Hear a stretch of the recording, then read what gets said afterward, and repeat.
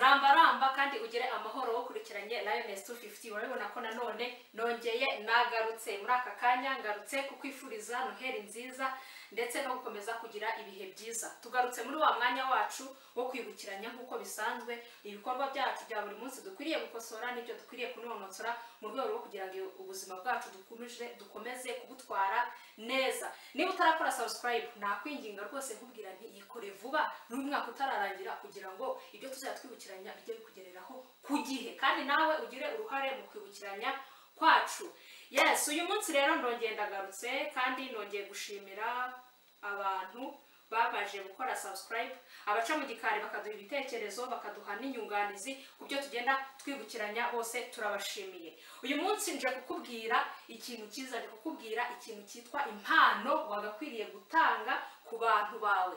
Dore turi mu minsi mikuru, hari impano burya ukwiriye gutanga ku bantu bawe. Impano rero nshaka kukubwira gutanga ni iyi. Impano nshaka kukubwira gutanga ku bantu bawe, ku bantu ukunda, ku bantu bagukunda ndetse no ku bantu bakwanga. Impano ukwiriye gutanga burya ni ubuzima bwiza, ubuzima bwawe bukaba ari bwiza.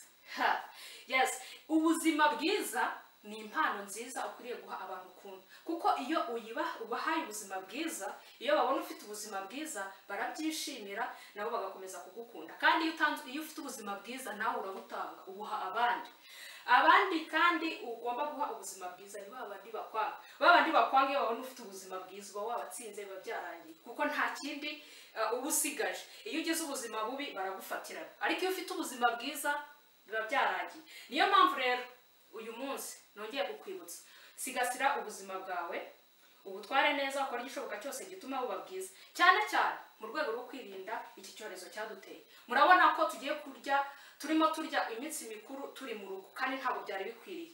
Byari kuba byiza iyo tuba twaririnze twese, tukaba twarubahirije ingamba, imibare ikagabanuka, twari kuba twishimye turi kurya Noheli turi kumwe n'abacu, ariko ntabwo byashobotse. Niyo mpamvu rero dukwiriye kongera gukaza ingamba, tukabigira ibyacu, ntitubigire kuko ari itegeko, ahubwo bibi ibyacu, dushaka ubuzima bwiza. Ubutaha tuzongere kugera muri Noheli dufite ubuzima bwiza kandi twese turi kumwe. Ndizera ko bizaba ari byiza cyane.